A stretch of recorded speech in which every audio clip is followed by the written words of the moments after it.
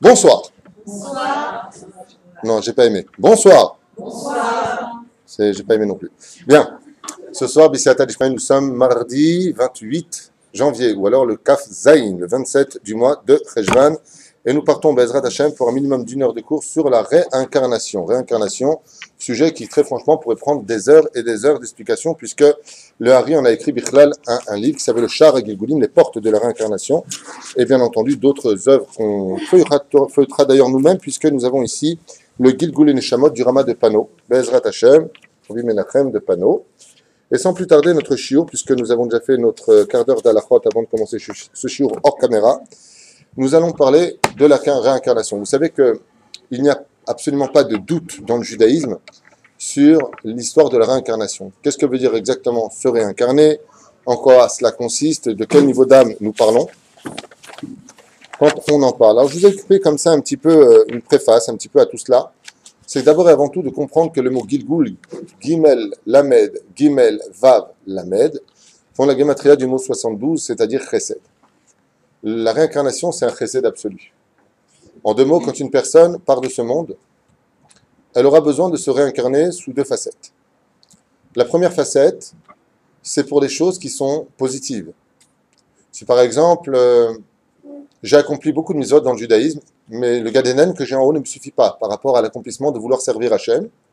Je peux demander, en fin de compte, de sortir de ce Gan Eden, d'être réincarné. Donc, repasser par le shlab des 9 mois dans le ventre de sa mère, la fessée quand tu sors à l'hôpital, les premiers pas à l'âge de 8 mois, 1 an, dans certains cas. Et puis, pour arriver, Bezrat Hashem, B'Siyata Dishmaya. Ah oui, je devais dédier aussi ce show pour ton beau-père. C'est dit, Chamouch Ben Varda, Bezrat Hashem, Refoua Shlema, ainsi que tous les malades d'Israël. Merci. Aziza, Hanabat, Batluza, Bezrat Hashem, Refoua Shlema.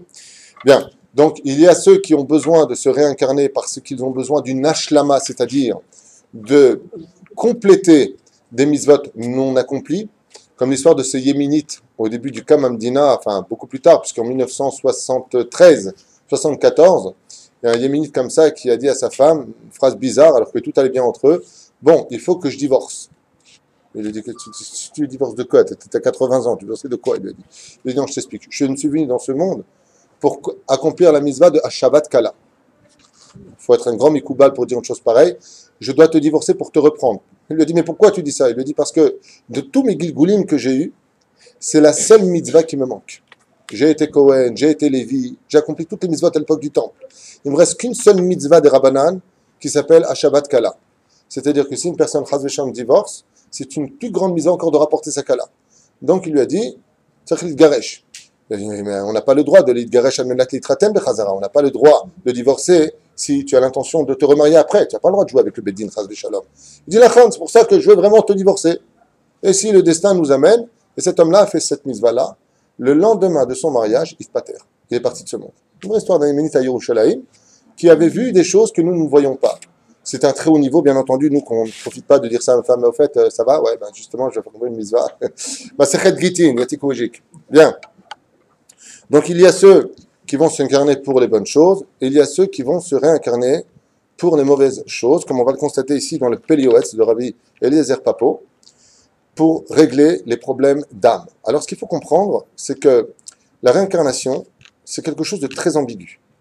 Parce qu'il y a des réincarnations au niveau du Nefesh, qui vient du Olam de la Asiya. Il y a la réincarnation du niveau du Nefesh, donc l'âme sensitive, qui vient du monde de la Beria. Il y a le Nefesh qui vient du monde de la Yetzira, de la Beria. Il y a de la Yetzira, de la Beria et de la Hatzilut. C'est bien compliqué. Mais c'est pas fini. Il y a le niveau d'âme de Ruach, qui peut venir du monde de la Asiya. Le niveau d'âme de Ruach qui peut venir du monde de la Yetzira, de la Beria et de la Hatzilut. C'est pas fini. Il y a aussi le niveau d'âme de Neshama qui vient de. En d'autres termes, c'est très, très profond. Et quand on parle de réincarnation, on parle souvent d'étincelles de réincarnation. C'est-à-dire que pour les Hashlim et Tachaser, pour compléter ce qui me manque, il est fort probable que, par exemple, une âme soit déchirée en deux. C'est-à-dire, prenons le cas d'une personne qui aurait eu un bon côté et un mauvais côté. On va en citer autant que vous voulez, puisque la Torah en est remplie, et je vous le dis dès maintenant, sachez que la Torah est hors d'atteinte au niveau de la compréhension humaine si on ne comprend pas que tout est réincarnation dans la vie de l'homme.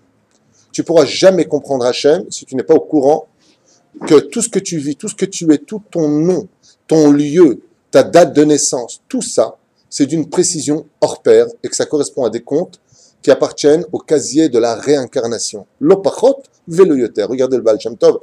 On va citer plein d'exemples, on va rentrer même dans la Torah, ça va être très intéressant de savoir pourquoi lui il a dit ça, pourquoi lui il a dit ça, comment il s'appelait comme ça, comment il s'appelait comme ça, même chez les nations du monde. Très intéressant. Alors prenons le premier cas, le cas d'un homme qui était Etzadik et Racha, Caïn. Caïn, en quoi il a été Tzadik quelque part? Bien, les sages nous disent, c'est lui qui a eu l'initiative de prendre les corbanotes et de les amener à Dieu. Evel va copier sur lui. Donc il a eu cet élan venu de son initiative, servir Hachem. Le problème, c'est qu'il n'a pas fait l'ishmi, comme on dit dans la paracha de Trouma. Il a fait, pas pour Hachem, il a fait pour lui-même. Donc, voulant donner le pire de ce qu'il avait à Dieu. Si regarde Dieu, tu m'as créé, je crois en toi, j'adhère à tes mitzvot si tu veux, en attendant, prends ma monnaie. Très bien. Evel, lui, va suivre l'exemple de son frère. Caïn va se donc réincarner, après sa mort, dans plusieurs personnages. Le mauvais de sa personne se réincarnera dans Pharaon. Le bon de sa personne va se réincarner dans Yitro. Yitro et Caïn, c'est le même personnage.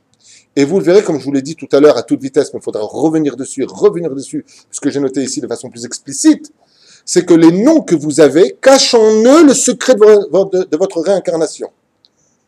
Donc, Yitro, dans les 7 noms cités par Rashi, s'appelle en 4e position Kini. Kini, c'est les lettres du mot Caïn. C'est dans son nom. Prenons un autre exemple d'une femme qui a fauté avec la Nida alors qu'elle s'était donnée impure à son mari et qui se réincarnera en tant que Dina. Dina, si vous inversez les lettres, ça fait Nida. Tu es venu donc, elle s'est fait violer alors qu'elle était donc interdite, Bedin Nida, pour payer une dette incompréhensible. On ne rentre pas dans les comptes d'Hachem sinon bien fou, c'est sûr. C'est pour ça que lui est Dieu et nous sommes humains. Sinon, si on comprend Dieu, alors il est quoi lui? Il est comme nous. Hein, ça fait une nouvelle religion, vous voyez ce que je veux dire. Donc en d'autres termes, si ce nom-là existe, c'est parce qu'il a une situation de réparation. Alors, le chesed que Dieu nous accorde, voici comment l'expliquer ici. Emunat Agilgul, nous dit le Rav, le fait d'étudier la réincarnation, à quoi ça sert en d'autres termes?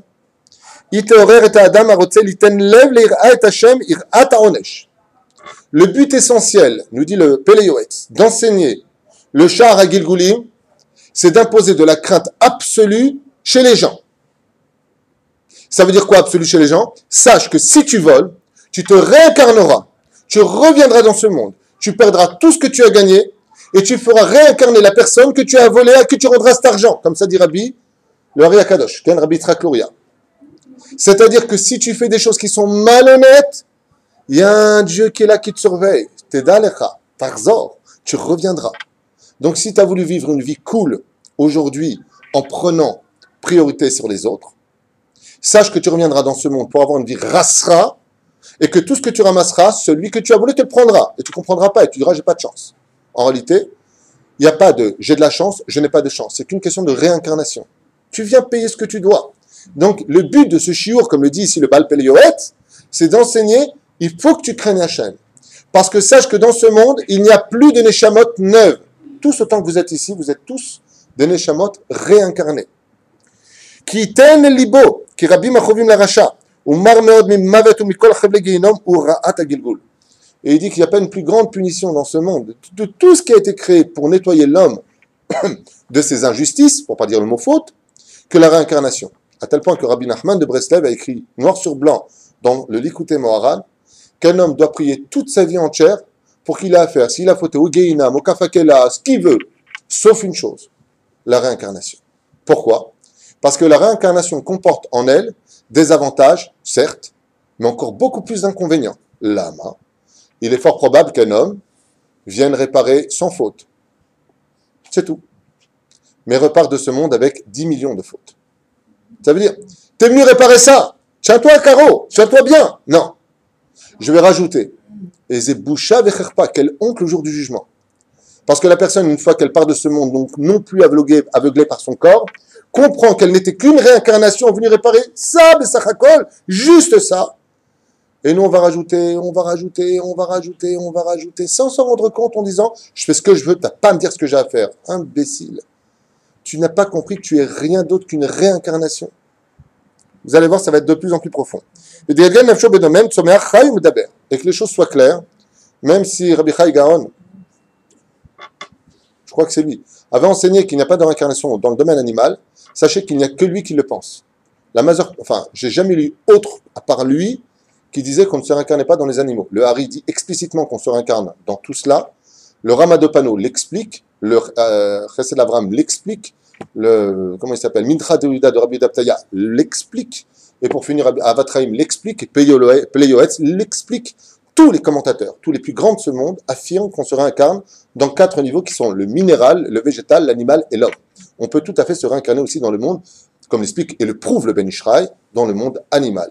Donc je contredis avec tout le respect que je dois à ce grand rave, c'est dire, pour la simple et bonne raison, c'est que j'ai ceux qui comptaient en très très grande majorité.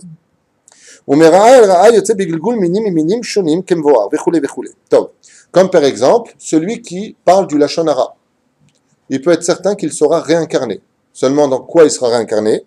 Le Hari Akadosh nous dit, Bekelev Noveach. Il se réincarnera dans un chien qui passera son temps à aboyer. Wow. Toute sa vie, qu'est-ce qu'il a fait? Du Lachon Hara. Comme une fois avec Rabbi Yaakov Abu Hatzera Zechat Tzadik V'Bracha, le grand-père de Baba Saleh, il était en train de manger le poulet pendant Shabbat avec ses mains alors qu'il était invité. La maîtresse de maison a dit, mais je comprends pas, il n'a pas de savoir-vivre, il ne peut pas manger avec des fourchettes au lieu de manger avec ses mains. C'est pas poli de manger avec ses mains le poulet. Rabbi Yaakov Abu Hatzera a entendu la chose, elle a fait du Lachon Hara sur lui, elle est restée bloquée, quand elle parlait, elle faisait ça. Kif kalba. Comme un chien. Imagine, ça va? Vesimanach, vaikra novach, comme c'est marqué là-bas, il le marque ici, donc, ou les shon, dans le livre de Bamidbar, il y a marqué, vaikra la novach. Et il appellera elle, novach, qui veut dire, en d'autres termes, aboyer. Là, c'est lamed he, lachon hara. Dans la Torah, l'allusion est faite. Celui qui fait du lachon hara, sheeda, shvit galgel bekelev. Ça veut dire qu'il est conscient qu'il est humain, il est conscient que Dieu le surveille, il voit absolument tout autour de lui, mais prisonnier dans un monde d'impureté, de puanteur, tellement violent qu'on dit que c'est le pire des guénams pour une personne. Quoi. Comment il peut se réparer? Il finit son temps, il se fera écraser, il meurt de vieillesse, piqûre, un éloyodéa. Mais souvent, d'ailleurs, vous verrez, les gens qui ont des chiens te disent, de toute façon, mon chien, c'est pas vraiment un chien, on dirait qu'il est humain. Ouais. Le mieux, c'est pas avoir de chien. Celui qui regarde les femmes dans ce monde, il veut se rincer les yeux, qu'il sache qu'il se réincarnera dans un animal qu'on appelle Ra'a. Selon la tradition juive, cet animal, c'est du Hari Akadosh, tout ça bien sûr, c'est l'autruche. Selon une tradition. Pourquoi ça vous fait rire l'autruche? Bon, je sais pas, ça vous fait rire. Il y en a qui disent c'est un coq un peu spécial, dont la vue est très puissante. Il y en a qui disent c'est le faucon, peu importe qui il est.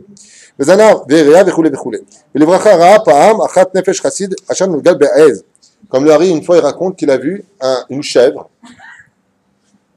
Une fois, le Hari Akadosh nous raconte ici le livre, soyez sérieuses, il a vu une chèvre. Il a dit à ses élèves, vous voyez dans cette chèvre ce qui se passe? Il y a un homme qui était réincarné à l'intérieur et qui demandait au Hari Akadosh, libère-moi de cette prison dans laquelle je suis, je t'en supplie. Je ne supporte pas la toum'a, je ne supporte pas l'impureté, je ne supporte pas de manger de l'herbe. Tout ce que je vis me tue. Et regardez bien ce qu'il a répondu. Al sheshimesh mitato leoraner vegaram kfiya le banav.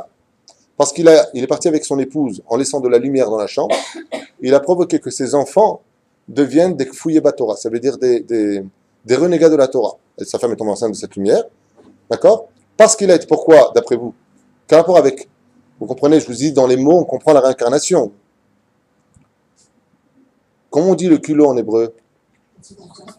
Bon, ça c'est pour les Imchadashim. Azout. Le mot aez. Veraz, kanamer. Azout. D'accord? Vous avez raison, chutzpah veut dire. Ça ne veut pas dire allemand culot. La chutzpah veut dire en dehors de la bouche. J'ai plus rien à dire. Chutzpé. Ça va au-delà de ce que j'aurais pu répondre. Je suis choqué. Non. La azout veut dire avoir vraiment du culot, vraiment culotté dans le sens où je vais faire des choses que, comme on dit, tu n'as pas de sang dans les veines. D'accord? Comment tu peux faire une chose pareille? Donc pourquoi il est réincarné dans le Hez? Parce que le Hez porte le nom de la Chutzpah. C'est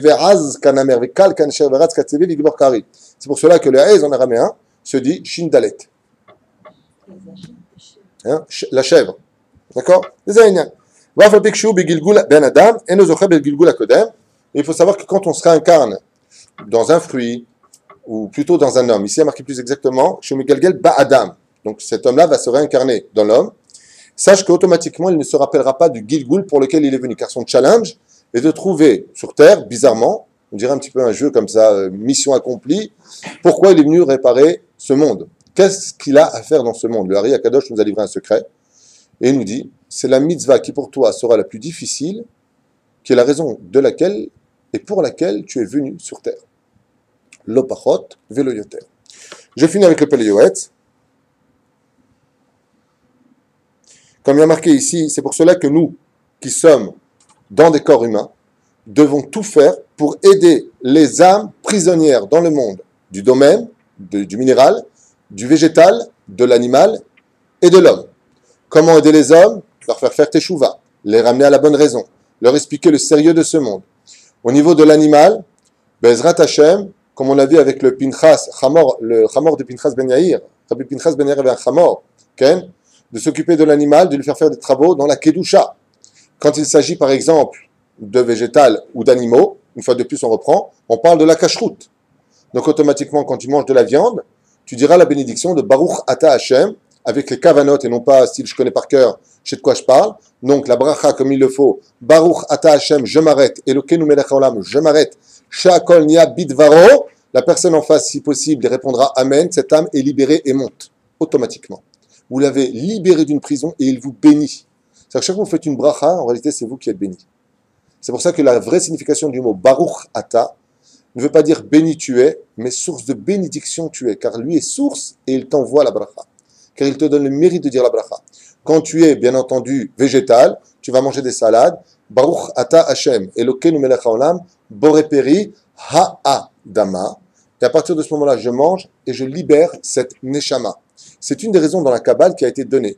Et n'écoutez pas d'autres rabbinim qui vont dire pas du tout, ils ne savent pas de quoi ils parlent. C'est eux qui ne savent pas du tout de quoi ils parlent. Avec tout le respect que je leur dois, je peux vous affirmer que ce sont des gens qui ne comprennent rien à ce qu'ils étudient apparemment.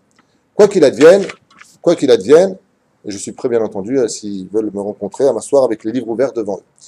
Parce que j'ai déjà entendu des rabbinim avec des longues barbes dire pas du tout, ils ne comprennent rien du tout, c'est eux qui ne comprennent rien du tout, ils disent beaucoup de bêtises d'ailleurs. Avec tout le respect que je leur dois bien sûr.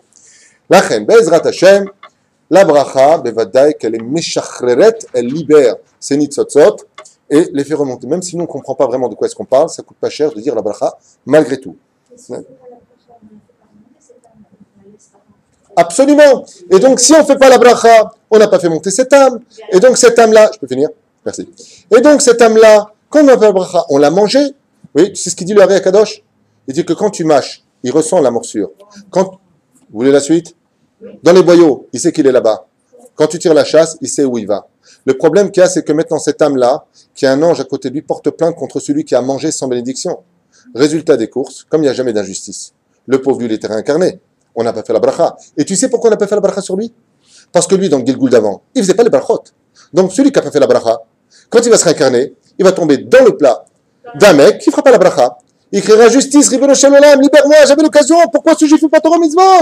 Parce que qui se ressemble, ça semble. Je te rappelle que toi non plus, tu ne faisais pas Torah Mitzvot. La reine, Bezrat Hashem, il n'y a pas de hasard. Il ne peut pas se réparer sa faute, puisque c'est un saint. Très bien. C'est pour cela que tous les ans, le peuple d'Israël, comme il a du mal à réparer sa faute, sortiront pour faire la Birkat Ha'ilanot. Et on va où? Comme le dit le Rambam, éloigne-toi de la ville. Va dans les parcs des cimes, là où il y a de l'herbe. Et pourquoi? Parce que Akadosh Baruch Hu Shtabar Shemolad, dans sa grande miséricorde de Gilgul Gematria Chesed, réunit toutes les âmes comme le jour du don de la Torah, dans les pardassim, dans les vergers et dans tout ce qui touche à la verdure, du minéral au végétal, à l'animal, à l'homme, partout. Et quel est le but réel pour ceux qui comprennent un peu l'hébreu quand ils vont dire, c'est pas que moi je comprends mieux que vous, mais il serait temps peut-être de se réveiller, de comprendre qu'il y a plus important que le pshat des choses dans la vie. Qu'est-ce qu'on dit dans l'Echem Yachud Kutsha Berechou? Vous le faites avec moi, mesdames, depuis des années. Qu'on vient libérer les âmes prisonnières dans les fruits, dans les arbres, dans l'air et dans le minéral. Vous le dites dans la bénédiction. Donc, qu'est-ce que fait Hachem? Il va réunir une fois par an la Géoula, le mois de Pessah, le mois de Nissan, pas la voiture, le mois, où on va libérer les âmes, eh bien, toutes ces âmes réincarnées, grâce à la bénédiction que nous allons dire, en allant au-delà des montagnes, au-delà de la ville, pour pouvoir justement libérer ces âmes et les faire remonter, comme disait un jour le Hari Akadosh à Rabbi Chaim Vital. Est-ce que tu vois ce qu'il y a sur cet arbre? Il lui a dit non. Il lui a dit, sache qu'il y a sur cet arbre plus d'âmes prisonnières que de cheveux sur ta tête. Pour vous dire à quel point la bénédiction est importante. Voilà. Donc, tôt ou tard, pardon? J'ai pas compris. Comme c'est réincarné dans, par exemple, vous avez dit l'autre truc, c'est Oui, ou le chien. Bien, parce qu'il y a des tikkunim qui ne se termineront que par le laps de temps des tikkunim. C'est-à-dire qu'une personne qui a regardé des femmes dans ce monde pendant à peu près 10 000 heures devra être incarnée pendant 10 000 heures dans une souffrance de Reïa. C'est comme ça. Alors bien entendu, faites très attention à ce que je dis parce que ça peut paraître très barbare vis-à-vis des cieux. Mais pas du tout. C'est pas moins barbare qu'une opération chirurgicale à cœur ouvert. Mais après ça bat, ça fonctionne. Dieu ne t'a pas mis dans cette situation, tu t'y es mis dans cette situation. Et si tu dis que tu avais du etc., Dieu te dit j'avais la Torah en contrepartie. Donc que tu le veuilles ou pas, vous connaissez ma formule, t'es pas content, tu vas au cotel, tu prends une bonne pierre, un grand coup de boule et tu dis pas content. Bien. Je finirai donc avec le livre. Abechor Esher Teleb Batzmo, comme on le dit d'ailleurs dans la Gemara, quand un frère décède et qu'il n'a pas eu d'enfant, son frère épousera donc sa belle-sœur qui viendra sa femme, et on sait de façon évidente que cet enfant qui naîtra, le Bechor, sera automatiquement un garçon, et ce sera la réincarnation de ce garçon. Voilà. Je vais m'arrêter ici parce que je voudrais entrer dans plein d'exemples qui vont vraiment vous émerveiller, en tout cas je l'espère. Premièrement, sachez que quand on a fauté quelque part, on revient automatiquement à l'endroit où on a fauté. Des fois, il vous arrivera, dire Rabbi Nachman de Breslev, et non pas David Huitou, de vous tromper de chemin, comme il le dit d'ailleurs dans le Likutei Etzot, un homme qui connaît trop bien sa route, c'est un homme qui ne se réparera jamais. C'est bien de se tromper de route. Et nous, comment on fait? On garde notre femme, on a les nerfs. Tu ne peux pas me dire, tu ne seras rien à ta côté comme ça. Ouais. Ils vous font ça aussi à vous? Top. Donc tu te trompes de route, tu ne te trompes jamais de route, dit Rabbi Nachman de Breslev. Jamais. Pourquoi? Si tu arrives quelque part, il faut faire un tikkun. J'ai un ami que Dieu bénisse qui est à Paris en ce moment, et il m'a appelé hier en me disant, tu sais ce que je fais en ce moment? Je dis non. Il m'a dit là, je suis en face du McDonald's et je suis en train de faire les tahanounim. J'ai dit que tu fais devant un McDonald's en faisant les tahanounim. Parce que quand j'étais pas religieux, ici j'ai mangé taref. Donc je viens, après tu vas me dire, je vais devant le Rex. Je vais faire devant le Rex, j'ai le chien moi. Il m'a dit non, le Rex, du cinéma. Oui. Et là-bas, comme je suis rentré, mon chavletim, comme il a fait une vraie tchouva aujourd'hui, on est aux tahanounim. Comme ça, il m'a expliqué. Je dis ben, tu vas tout faire? C'est long. En tout cas, lui, il est intelligent, je peux vous le dire. Pourquoi? Parce qu'on revient toujours à l'endroit où on a fauté. L'endroit, le lieu, les noms dans lesquels nous sommes trouvés reviennent. Comme par exemple, les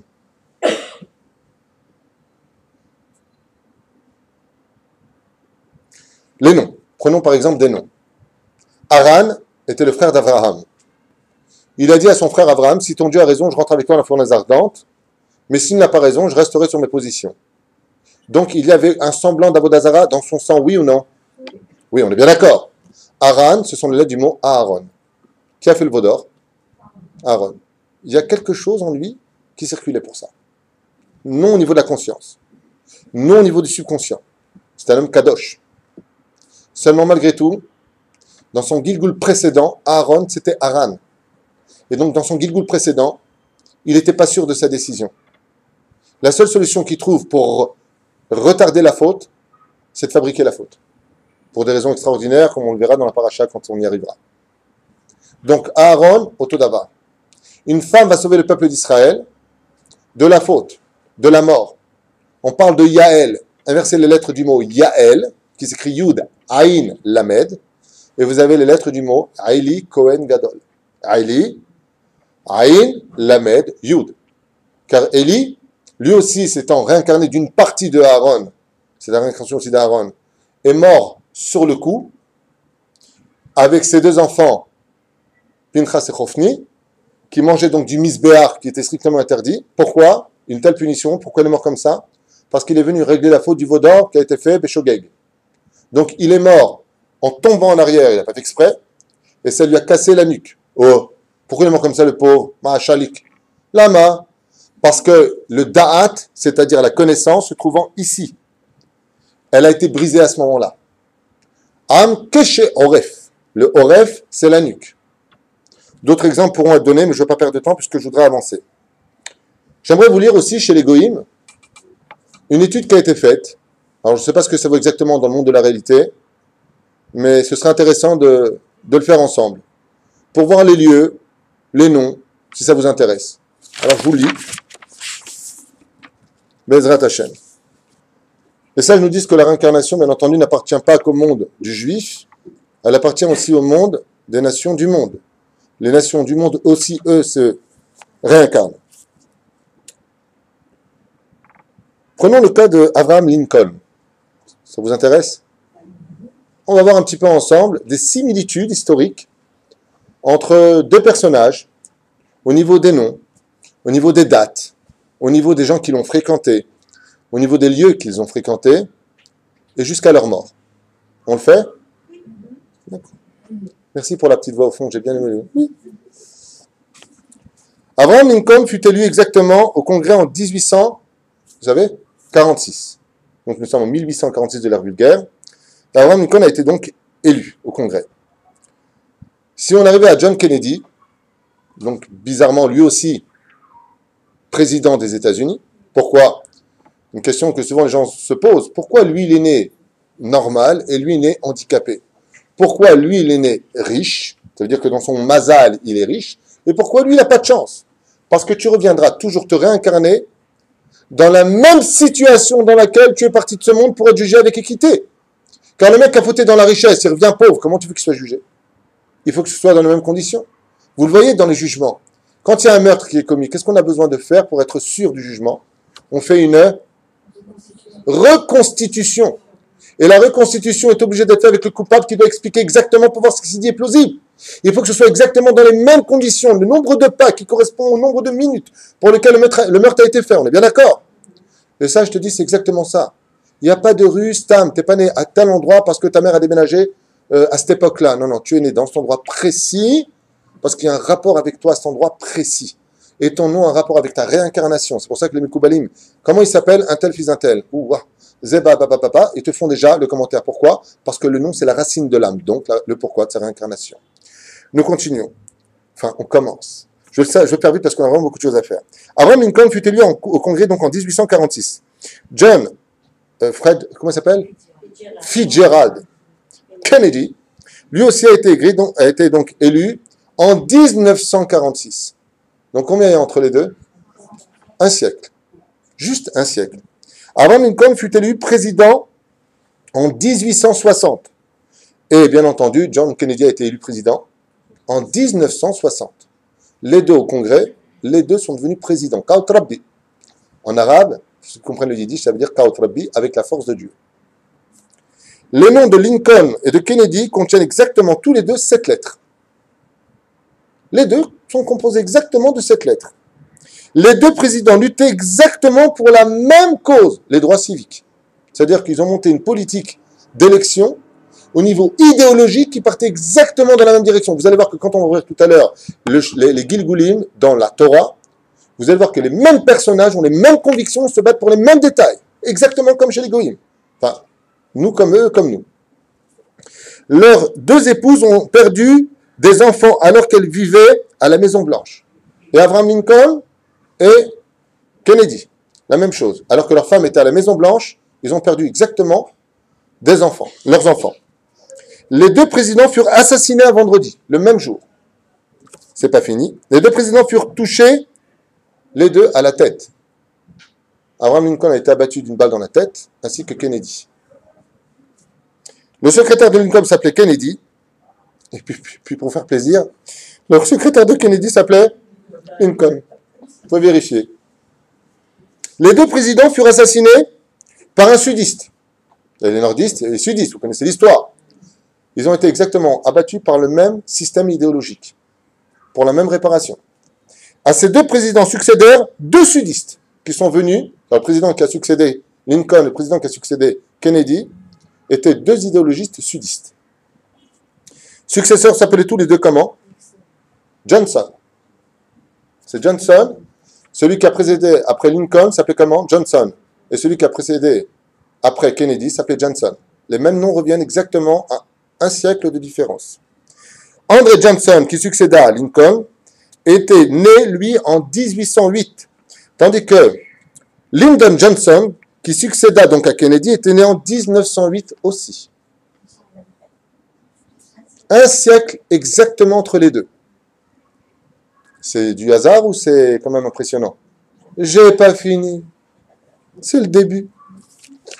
John Wilkes Booth, Nafalabou, qui a assassiné donc Lincoln, était né lui par contre en 1839. Tandis que Lee Harvard Oswald, ouais, c'est lui qui a assassiné. Lui, il est né en 1939. Donc, combien de différence pour les deux assassins? Lui, il est né en 1839 pour l'assassin de Lincoln, tandis que pour Kennedy, il est né, lui, en 1939. Juste 100 ans. C'est pas fini. Les deux assassins sont connus par leurs trois noms. Le nom des deux assassins comporte chacune exactement 15 lettres. Keneged Yutke. Si tu fais le compte des lettres des deux assassins, tu as exactement 15 lettres chez l'un et 15 lettres chez l'autre. Pas 16 et 14. Bidjouk. Lincoln fut tué dans un théâtre appelé Kennedy. Tandis que Kennedy, lui, a été tué dans une voiture qu'on appelle Lincoln. Il n'y a pas de hasard. Booth s'échappa d'un théâtre et fut trouvé dans un entrepôt, tandis que Oswald s'échappa d'un entrepôt et fut tué dans le théâtre. C'est juste le sens inverse. À 100 ans près, bidiouk. L'histoire est là pour nous définir. Vous avez compris que c'est pas... on a élu... les présidents, c'est Dieu qui les élit, selon la volonté du peuple. Vous avez compris ce qui se passe? Ils ont exactement une vie tout à fait similaire. Même idéologie, même façon de mourir, même lieu ou correspondant à des lieux. J'ai pas fini. Booth et Oswald furent assassinés avant leur procès. Les deux sont morts avant leur procès. Comment? Assassinés. Et à la cerise sur le gâteau, la semaine précédant sa mort, et c'est vraiment la cerise sur le gâteau parce que vraiment juste une semaine avant la mort de Lincoln, il était tout simplement au Maryland, dans la ville qui s'appelle Monroe. Tandis que la semaine qui précédait la mort de Kennedy, il était avec Monroe, mais une autre qui s'appelle Marilyn. Voilà. Je m'arrêterai là parce que bon, on n'est pas là pour parler de l'histoire des Goïms, mais c'est quand même intéressant de voir dans la Torah combien les sages nous expliquent, quand on vérifie le parallèle de la vie des uns et des autres, combien tout est précis dans la Torah. Combien le chef d'orchestre de ce monde, quand il veut réincarner une personne, le mettra face à une situation, mamash, absolument incroyable. Alors maintenant, ce que je vous propose, c'est d'ouvrir la Kabbale chez nous. Un petit livre, très mignon, tout moderne. Avant, il était pas jaune, tout khnané, maintenant il est tout neuf. Et je vous ai noté tout ça à vous lire. Ouais. Alors je vais aller très très vite. Vous êtes prêtes? Vous savez que les gens croient que je suis seul dans la pièce. Je répète, vous êtes prêtes? Oui. Non, ça faisait bleed. Alors, je vous ai choisi moi-même des personnages. Eshet Korach. On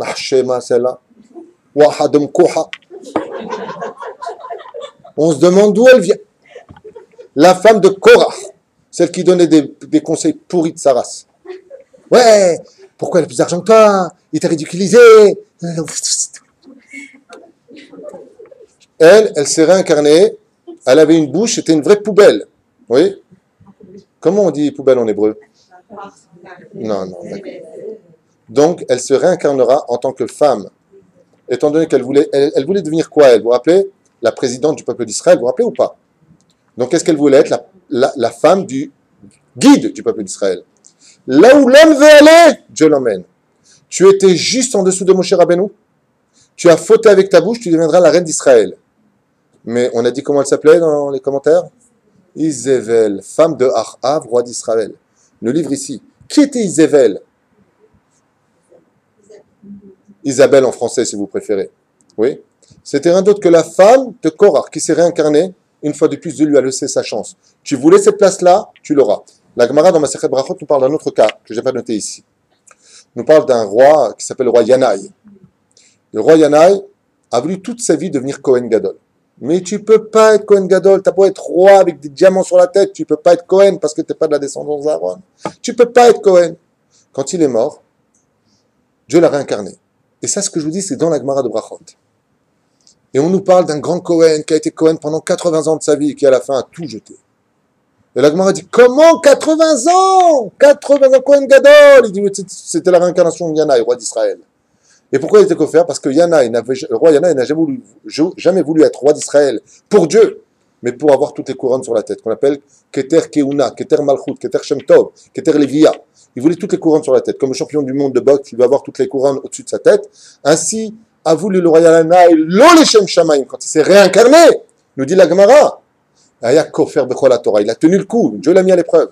Tu dis que tu veux me servir, je te réincarne dans ce que tu as voulu être. Une fois de plus.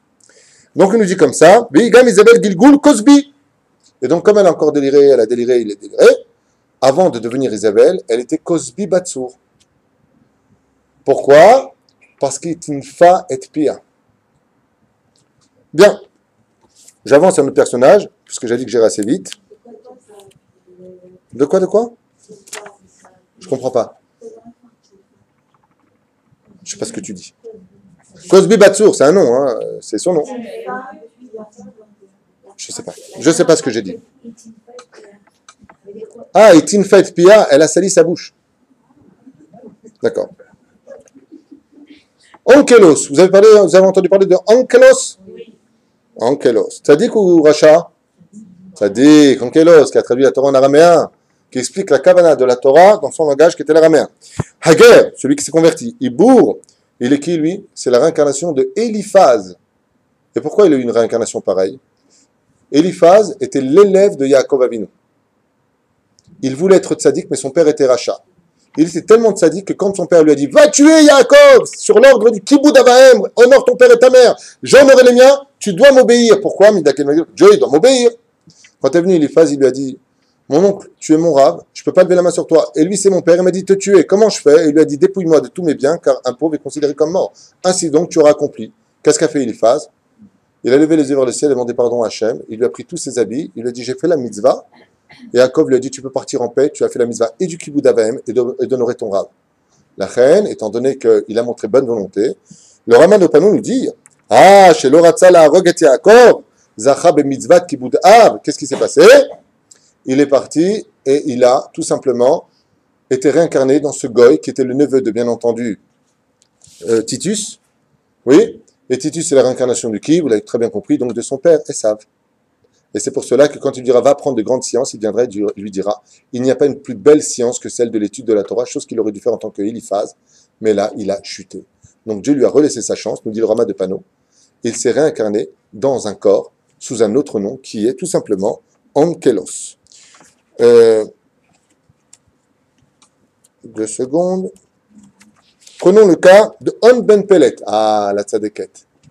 La femme de On Ben Pelet, vous savez, celle qui va donner le conseil à On Ben Pelet de ne pas suivre Korar Vecholadato, elle se réincarnera dans Michal, qui sauvera le roi David de la mort. Le Pachot Veloter. C'est la femme qui sauvera constamment le peuple d'Israël de la mort, tout comme elle a sauvé son mari de la mort. À chaque fois, elle est réincarnée dans ce monde avec cette même netina, c'est-à-dire cette même volonté de faire le bien. On avance. Je vous ai noté des très bons exemples, donc j'aimerais bien vous les faire. Brouria. Qui est Brouria? La réincarnation de Bathsheba. De là, on comprendra.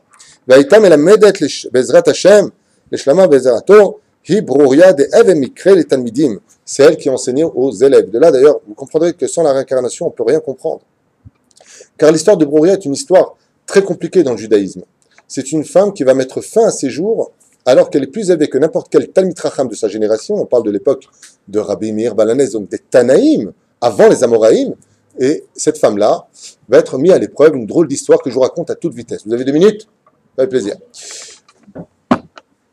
Rabbi Meir dit un jour à sa femme, je vous la fais comme ça vraiment très rapide, les femmes ont un cerveau facile à tourner. Brouria lui dit, peut-être, mais pas le mien. Il lui dit, pourquoi? Toi, t'es mieux que Ève, la première femme de l'humanité, qui a eu la tête tournée par le serpent et qui est tombée. Elle lui a dit oui. Rabbi Meir s'en va. Il va voir un de ses élèves à la yeshiva et il lui dit, va chez moi et fais tomber ma femme. L'élève va, Brouria le voit, monte sur le toit et met fin à sa vie. Elle l'a vu. elle a ressenti quelque chose en elle d'anormal. À son niveau si élevé, quand tu es très très haut dans les sphères, la moindre petite chute est mortelle parce que tu tombes de 100 mètres. Quelqu'un qui tombe d'un mètre, pas très haut dans la spiritualité, bon, bah, je suis tombé, pas grave. De toute façon, c'est pas tellement haut hein, non plus. Alors, à son niveau à elle, elle a mis fin à ses jours. La question que pose le Ben Ishraï, ainsi que ici le Rama de Pano, et il apporte la réponse de façon metouka, c'est comment est-ce que Rabbi Meir a-t-il pu mettre sa femme à l'épreuve et lui provoquer sa mort? C'est pas normal. Une chose pareille n'est pas normale. Et bien tout simplement parce que Rabbi Meir, qui connaissait le secret des noms et le secret des réincarnations, mieux que quiconque, savait que sa femme venait absolument de finir son Gilgoul. Et pourquoi? Parce que comme il savait qu'elle était la réincarnation de Bathsheba, Bathsheba fut aussi une des rares femmes dans le judaïsme à apprendre la Torah au Talmidei Chachamim. Eh bien, quand il a épousé Bathsheba, c'était sous condition. Et je vous rappelle exactement ce qui s'est passé. Le roi David, pour entrer dans le royaume du roi Shaoul, a dû mettre à mort un homme du nom de Goliath. Quand Goliath est tombé sur sa face, il avait un dieu poisson aussi qu'on appelait Dagon, il est tombé sur sa face. Le roi David a voulu lui sectionner le date. Pourquoi? Parce que c'est une longue histoire sur le Zohar, à savoir que le Goliath, c'est pas simplement un homme, c'était le Hetzadat. David, c'est le Hetzraïm. David, c'est l'homme de la Torah, Goliath, c'est l'homme de la connaissance du bien et du mal. C'est un sujet dans le Zohar qui est très intéressant, mais qu'on ne peut pas développer maintenant. Or, quand il a voulu lui trancher la tête, Goliath avait un secret de son arme. Comment retirer l'épée du fourreau, c'était un code qu'il fallait absolument connaître. Et ce code n'était connu que des Chitéens. Et parmi les gens qui étaient du côté du roi David, se trouvait un homme qui s'appelait Uriah Achiti, le Chitéen. Et le roi David a dit, quiconque me livrera le secret de comment retirer cette épée du fourreau, Bezrat Hashem, pourra épouser une fille d'Israël. Uriah s'est levé et a dit, moi je sais comment on la retire. Il a fait le code, je ne sais pas ce qu'il a fait exactement, il a donné l'épée au roi David, et le roi David a tranché la tête à Goliath. Uriah a épousé Bathsheba. Le pachot et le yeter. Quand le roi David a été mis à l'épreuve par Dieu sur le domaine, justement, de l'inceste, eh bien, il tombera, nous raconte la Gemara, avec sa flèche, voulant tuer un oiseau. Il va casser la douche en verre de Bathsheba, il va trouver Bathsheba en face de lui, il va demander à Benaï Ben Yoyada d'aller la chercher.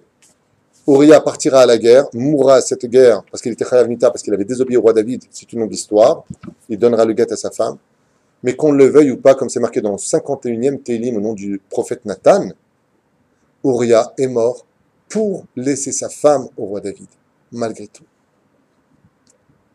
Et à cause de cela, Uriah, qui était la réincarnation de Bathsheba, devait donc, elle, si elle est arrivée au summum de son tikkun, mourir que pour une seule façon, une dernière petite erreur de l'histoire, ombragée par l'histoire et non pas erreur absolue.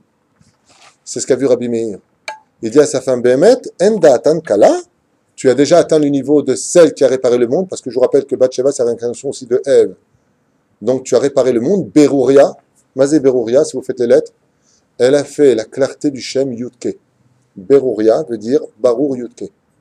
Celle qui a éclairci le nom d'Hachem, pour vous dire qui était cette femme. Donc son mari, qui était Rabbi Meir Balanes, réincarnation, bien entendu, vous avez compris, du roi David, son mari, normal, va envoyer un élève. Quel élève il envoie? C'est pas style Jamzin avec le Aftershade, le Tmenik. L'élève qu'il va envoyer n'est autre que la réincarnation de Uriah. Quand Uriah pénètre la maison de Uriah le reconnaît à travers ce qu'on appelle justement cette fameuse image qu'on appelle le regard, qui est la seule fenêtre de l'âme. Elle sait qu'elle le connaît, qu'elle l'a connu quelque part. Elle ressent quelque chose. Et donc, comment devait mourir Uriah pour entrer dans son Gan Eden? Que d'une seule façon. Mourir à cause de lui. Parce que lui était mort à cause d'elle. Comme ça explique le Rama de Pano. D'accord? Vous voyez qu'on a des réponses à tout avec les Gilgoulim. Si tu n'as pas de Gilgoulim, tu ne comprends rien. Tu es perdu. Je continue. Le livre est tellement... Je vous ai vraiment pris comme ça à toute vitesse des endroits très intéressants. On avance. Voilà. Ici, je vous ai parlé Khamra de Rabbi Pinchas Ben Yair. Ishmael. Vous avez entendu parler de l'âne de Rabbi Pinchas Ben Yair. Vous savez, celui qui a fait tchouva, qui ne mangeait pas, c'était pas Mehoussar, si les Maasrot n'avaient pas été faites. Celui, c'est tout simplement qui était réincarné de temps, Ishmael, fils d'Abraham. Alav Shalom. V'itikunu shel Ishmael, vechen Ishmael, im vav otiot aton. Si vous écrivez le mot Ishmael avec le vav, ça fait la lettre, la gematria du mot aton qui veut dire le mulet. Ahmed, ça vient du mot chamor, car c'est le chemin en général de cette tradition. D'accord? Donc voilà ce qu'on nous dit. Et si vous voulez aller plus loin que ça, Cham, et on parle de Rabban Shimon ben Gamiel. Vous vous rappelez de Rabban Shimon ben Gamiel? Il avait un élève cananéen de peau noire qui s'appelait comment? Tavi. Quand est mort Tavi, Rabban Gamiel s'est mis à pleurer et il a porté le deuil de son élève. Ils lui ont dit Avdik, Evet cananéen, qu'est-ce que tu portes le deuil? Il a dit non. Lokish ara avadim Tavi Avdi. Tavi n'était pas comme les autres. C'était un élève digne d'être mon élève. Il était la réincarnation de qui? De celui qui était digne d'être des plus grands, celui qui était capable de chauffer les mitzvot dans le maximum de l'enthousiasme. Mais celui qui a fauté dans la faute, dans la perversité, c'était Cham. Cham, fils de Noach, s'est réincarné chez le prince d'Israël, j'ai nommé Shem, pour servir Bezrat Hashem dans la clarté, le peuple d'Israël. Et qu'est-ce qu'on a retenu comme erreur d'ailleurs chez Tavi Avdo? Vous connaissez la suite de la Gemara? Oh, c'est magnifique. Tavi Avdo, un jour, alors que Rabban Shimon ben Gamiel, on raconte ça pour un Amora, et cette histoire est aussi connue pour le Tana qui était Rabban Shimon ben Gamiel. Un jour, Rabban Shimon ben Gamiel vient sur sa femme, donc un vendredi soir, et il sent une embrouille sous le lit. Il dit au fond de l'humanité, il y a quelqu'un. Et là, Tavi Avdo, il dit, je suis là. Il dit, pourquoi je suis là? Qu'est-ce que tu fais, Racha? Qu'est-ce que tu fais? Il dit, non. Je dois me marier moi aussi. Batil ilmot Torah. Je veux savoir comment dans la Torah, on doit approcher sa femme. Batil ilmot Torah.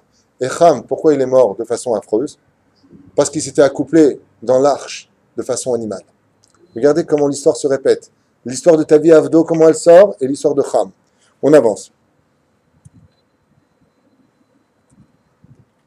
D'accord. Ça, je base, sinon on ne va pas s'en sortir.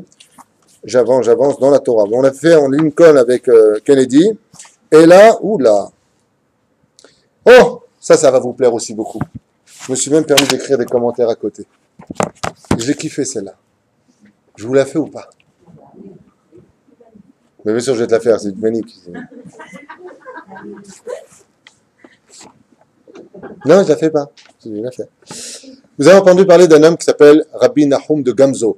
On a fait un cours sur lui. Ish Gamzo, Gamzo Levato, hein, parce qu'il parlait le verlan. Alors lui, d'après vous, c'est la réincarnation de qui? Il a subi un énorme miracle. Vous vous rappelez comment? Il devait emporter une caisse de diamants à Rome. Vous vous rappelez tout ça? Ouais. Et l'aubergiste a volé, il lui a mis de la terre à l'intérieur. Vous vous rappelez tout ça? Et avec cette terre-là, qu'est-ce qu'il a fait l'empereur de Rome? Il a dit, justement, je lutte contre les Germains en ce moment. Et toi, tu dis que cette terre, elle peut faire des miracles, qu'on peut la jeter, et ça part comme des projectiles. Vous allez tout comprendre en 2 secondes, c'est merveilleux. Vous allez comprendre pourquoi est-ce qu'il est mort de cette façon-là. Il est mort dans une grande maladie. Vous vous rappelez, lépreux, plus de mains, plus de pieds, aveugle, la totale. Et quand ils ont voulu le libérer, sortir de la maison, qu'est-ce qu'il a dit à ce moment-là? Non, non, non, non, non, non. Tant que je suis ici, la maison ne peut pas s'effondrer. Vous vous rappelez toutes ces phrases? Masechet Ta'anit, si je ne m'abuse. Ouais? Voyons le parallèle de la vie de Lincoln, de l'autre. Sache que Rabbi Nahum de Gamzo n'était autre que la réincarnation de Lot, qui a été sauvé exactement par le même miracle qu'a rappelé Nahum de Gamzo. Comment est-ce qu'il a lutté, Avram Avinu? 318 hommes, nous raconte la Gemara, face à combien d'armées? 4 armées armées jusqu'aux dents. La Gemara nous dit comment il a lutté. Il a pris de la terre, il l'a jetée. C'est exactement ce que dit Elion Navi à propos de la terre qu'a ramenée. Comment a été sauvé Lot? Par une terre qui servait de projectile. Comment a été sauvé Rabbi Nahum de Gamzo de la mort de l'empereur? Par une terre qui jetait des projectiles. L'histoire se répète exactement de la même façon. Seulement Lot a réparé sa vie parce que quand il était Lot, il ne se satisfaisait jamais de rien. Ouais, mais la terre d'Israël nous appartient. De toute façon, toi, tu n'as pas de fils, Abraham, donc c'est moi l'héritier. Je veux tout. Dieu, quand il a réincarné Lot, il lui a rien donné. Et le tikkun de Lot, c'était tout simplement de dire Gamzo le Tova. Tout ce qu'on a, c'est bien. Maspi, comme Abraham Avinu. Il est revenu réparer cette mauvaise bouche qu'il était. Et regardez, c'est très très beau. Alors là, je vous le lis parce que j'ai souligné. Okay?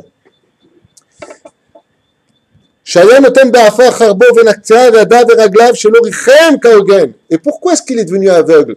Rabbi Nahum de Gamzo, vous vous rappelez? Alors qu'il s'est trouvé sur le chemin de Sodome. Vous entendez ce que je dis? Les sages nous disent alors qu'il se trouvait sur le chemin de Sodome. C'est pas dans la Gemara, c'est dans le commentateur. Un pauvre est venu le voir et lui a dit, donne-moi à manger et à boire. Laisse-moi d'abord descendre ma marchandise. Et le pauvre est mort. Il a dit quoi? Mes mains. Ça s'est passé où le tikkun? Le Rama de Pano nous dit Akol Neesa Besdom. Tout s'est passé à Sodome. Là-bas, il devait faire son tikkun. Quand il a vu que sur place, alors qu'à Sodome et Gomorre, il a reçu les invités. Mais là-bas, c'était quoi le issour de Sodome et Gomorre? D'inviter les pauvres, de leur donner à boire et à manger. Surtout pas de sel. D'ailleurs, j'ai une question à vous poser, question piège, question pour un champion. Quelle est de façon certaine la seule femme qui n'a jamais pu être incarnée jusqu'à aujourd'hui? Bonne réponse. La statue de sel, puisqu'elle est marquée dans la Torah, et elle est sel jusqu'à aujourd'hui. Elle n'a jamais été réincarnée, puisqu'elle est toujours au même endroit, comme ça.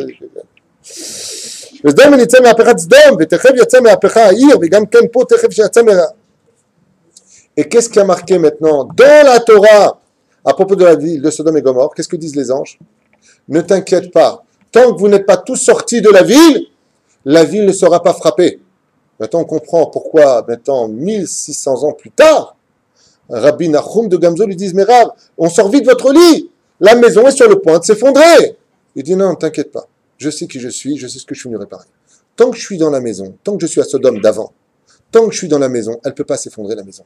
Parce que les anges qui sont venus sont là aujourd'hui. Je répare ma vie. Sortez-moi. À peine il est sorti, la Gemara nous raconte, boum, la maison s'est effondrée. Exactement comme Sodome et Gomorre. Pourquoi? Quelle était la punition de Sodome et Gomorre? Une ruine absolue enfouie sous une tonne de poussière. Toutes les pierres de la maison Ra'aroua de Rabbi Nachum de Gamzo s'est effondrée exactement Kema Pechat Sedom. Tout est tombé de la même façon. Vous voyez que les événements se répètent exactement de la même façon. Les mots de la Gemara, vous les retrouvez en parallèle dans la Torah. Il faut simplement savoir qu'il était l'un par rapport à ce qu'il est devenu plus tard. Je vous vois encore quelques exemples, on en a 4. Après, je continue le cours, bien sûr. Naomi. Non, pas toi, Naomi, pas toi. Naomi était très très proche d'une femme qui s'appelait comment? Ruth. Et il y a marqué comme ça de Vezeh Shamar Akatou Verut Davkaba. Oh, et Ruth et Naomi Davkaba. Elles étaient comme collées l'une à l'autre, constamment proches l'une de l'autre. Le Rama de Pano nous livre tout simplement parce que Naomi était autre que la réincarnation de Léa, tandis que Ruth, c'est la réincarnation de Rachel, qui étaient deux sœurs inséparables. Vid Galgelouzé, basé. Et pourquoi d'après vous? Une est venue, c'était Léa, mère donc des 6 enfants d'Israël qui créeront la royauté, la Keuna, la Lévia, le Masher ben David, le Masher ben Yosef, qu'on avait déjà expliqué. D'accord? Et Rachel, elle, qui est Akarat Baït, qui est la Galoute, est représentée par Ruth, qui viendra engendrer le Melech HaMashiach par le roi David beaucoup plus tard. Naomi et Ruth, Lopachot, Velo Yoter. Je vous avais noté ça, je vous ai encore noté 3 petites références, après on arrête. Idit, Ishto Shellot. Bon, on va la baser elle. On a déjà parlé d'elle, ça suffit. On va m'a saoulé.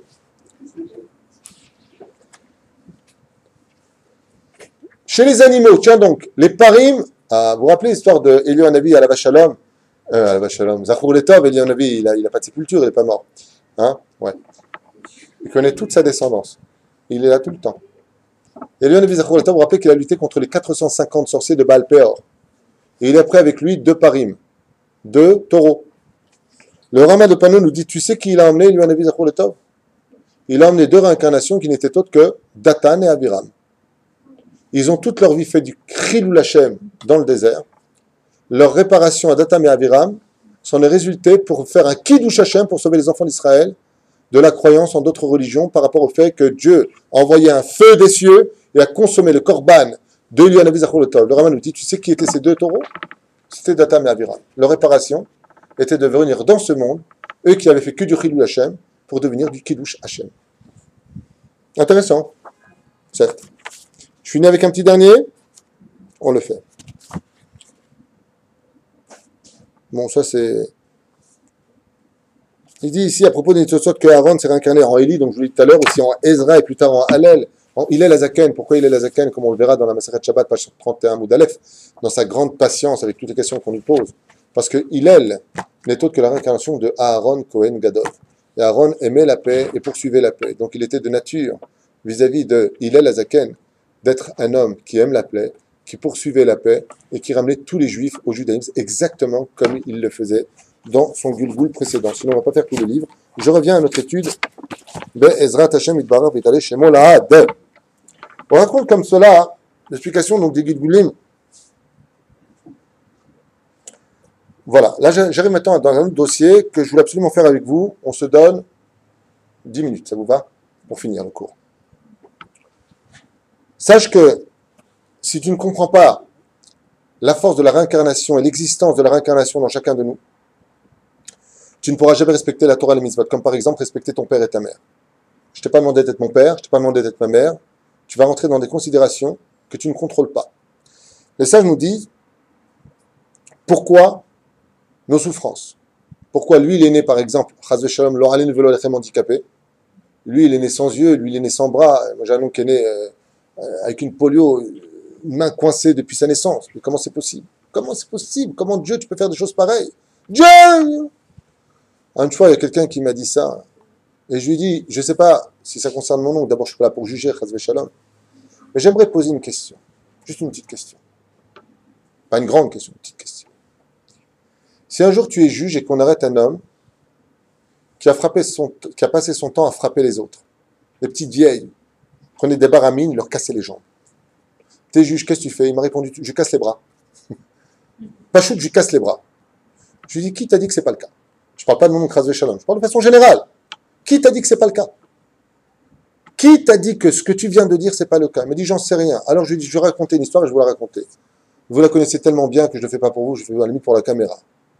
C'est celle du Baal Shem Tov, avec le poulet, vous vous rappelez? C'est l'histoire du poulet, quand même. Chicken. Ouais?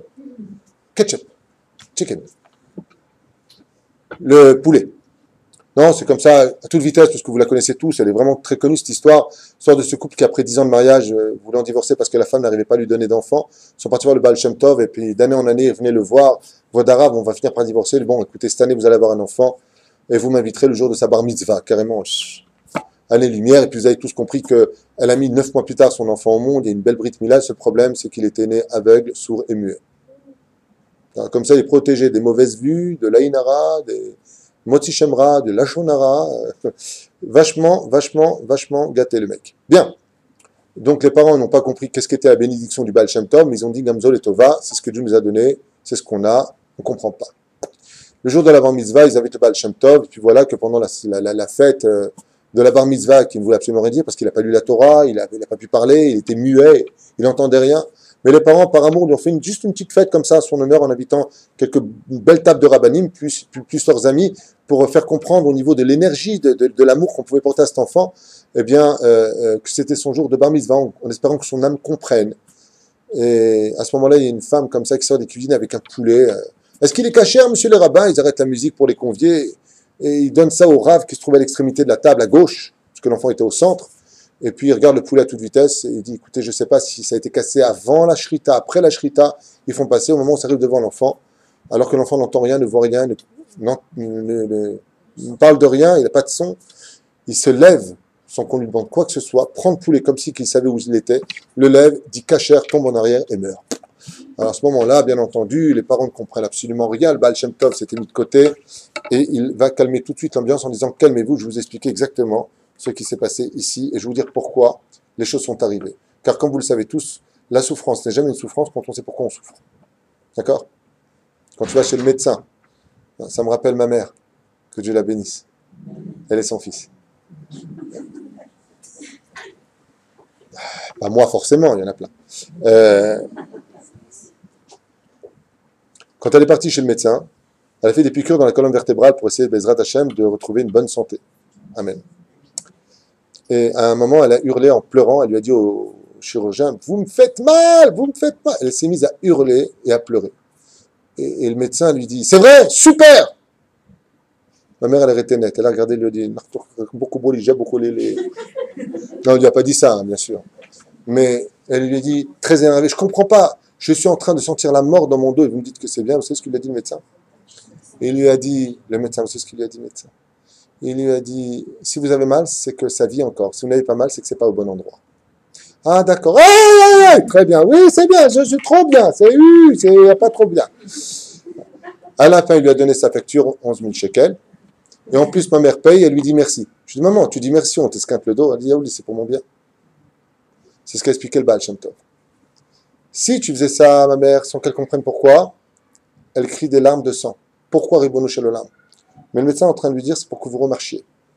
Sur ce, B'siyata d'Ishmaya, cette souffrance, elle est valable. C'est ce qu'expliquait le Baal Shem Tov. Il a dit, écoutez, il y a exactement Mina Shamayim dans les livres marqué, il y a un siècle de ça, 100 ans, de l'incarnation bizarroïde. Il y a un tzaddik qui vivait dans ce village, avant que cette génération, vous ne soyez là. Et ce tzaddik n'a jamais fauté de sa vie. Quand il est parti de ce monde à l'âge de 99 ans, le dernier vendredi, il y a une femme, une cuisinière qui habitait à côté, qui est venue voir avec un poulet. Et elle lui a demandé s'il était kasher ou pas, comme Shabbat allait rentrer bientôt, et qu'il était pressé de faire son mikvé, son étude, son zohar, sa préparation au Shabbat Kodesh. Il dit, écoutez, j'ai pas le temps de voir votre poulet. Il a pris le poulet, il l'a jeté dans la poubelle, il lui a donné le sien. Voilà, le mien, c'est sûr qu'il est kasher, il est déjà cuit. Shabbat Shalom. Et le Rav s'est contenté de quelques carottes, un peu de légumes pour son Shabbat Kodesh. Le vendredi d'après, il est parti de ce monde, il a été enterré juste avant l'entrée de Shabbat, comme un tzaddik gamour. Quand il est arrivé dans les cieux, Dieu lui a fait l'accueil du tzaddikim, Darbouka, trompette, guitare, la totale, haflet. Super. Seulement, il y a une toute petite voix qui est sortie, raconte le Baal Shem Tov, pas d'habitude, le Baal Shem Tov. Il y a une voix de poulet qui est sortie, on a dit, t'es mort, je porte plainte, là, le mec, là. Moi, j'ai été créé poulet. Ok? Chicken. Ma seule façon pour moi de m'élever, c'était d'être mangé pendant Shabbat Kodesh à la place du juif. J'étais sélectionné pour ça. Lui, c'était le seul tzaddik dans cette génération qui était capable de savoir si j'étais kasher ou pas. J'étais jeté à la poubelle. C'est ça mon salaire? Le tzaddik s'est mis à pleurer devant Hachem. Il est ribon shololam, ou tzodek. J'aurais pu le vérifier. Mais j'ai préféré le jeter à la poubelle. Altier base lechol davar, ne base jamais une chose. Alors il a dit, ribon shololam, si tu me renvoies dans ce monde pour réparer le poulet, c'est un mauvais coup pour moi. Renvoie-moi limité, que je ne vois jamais un interdit, que je ne parle pas un mot de la shonara, que je n'entends pas une seule bêtise. Je ne viens pas pour étudier la Torah, je ne viens pas pour quoi que ce soit, juste réparer le poulet. Il dit, ce tzaddik dont je vous parle, c'est votre fils. Et pourquoi 13 ans, il leur a dit le Baal Shem Tov? Parce que quand il est mort et qu'il a commis la faute, il était adulte. Il devait atteindre l'âtre de adulte, 13 ans et un jour, pour réparer sa faute et donc partir dans ce monde. Il leur a dit aux parents, chers parents, vous avez été sélectionnés des cieux, B'siyata d'Ishmaya, pour donner à un tzaddik la seule serrure qui lui manquait pour entrer dans son Gan Eden. Aval tidrou lachem.